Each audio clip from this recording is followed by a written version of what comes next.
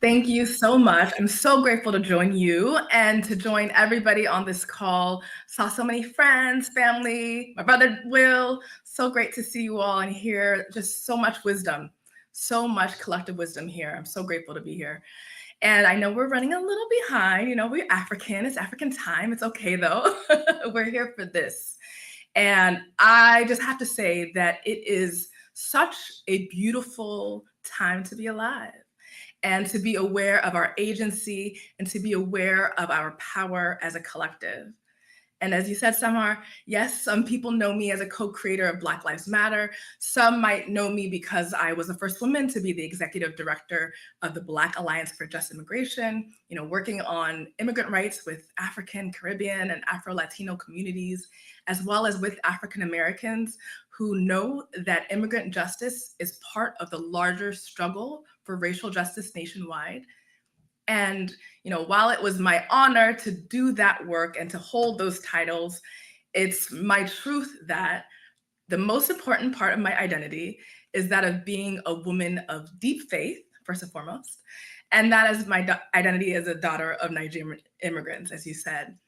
And that Naija pride is very much so there, but it's also an overall African pride, a pride in us, a pride in our people, and a real strong sense of our belonging and our power.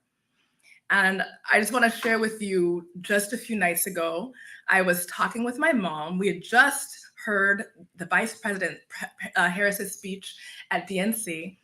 And I was on the phone with my mom for about an hour, and she was raving, just raving with excitement about her confidence in the VP's leadership and hope for her becoming president. And this conversation just reminded me that not only my mom or my aunts, but we have so many sisters, brothers, people who were our first champions, people who sacrificed, people who advocated for us for so long, and they see themselves in Vice President Harris. They see themselves in her immigrant roots. They see themselves, and we see ourselves as people who are maybe first generation, second generation, third generation. And we know the complexity of our family units, but we also know our strengths and we know intimately our needs. And with all of that, I just want to acknowledge the fact that we have been building. The reason we're having this call tonight is because we've been building. We have our hometown associations, we have our prayer groups, we have our group chats on WhatsApp and so on.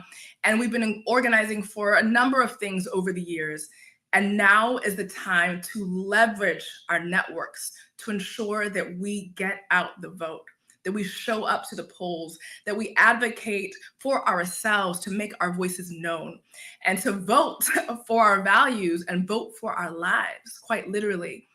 This is a very, very important and historic election, but we are truly well poised to flex our vote. So many of us have now become citizens over the years, right? So many of us have fought tirelessly to have our voices and needs met. And this is the time that it really counts. And our numbers are growing strong. And those numbers are not only in votes, but they're also in dollars. And so I encourage us to do all that we can for this moment in history. We can't allow a serial predator, a convicted fraudster, a man with a morally bankrupt value system to win office.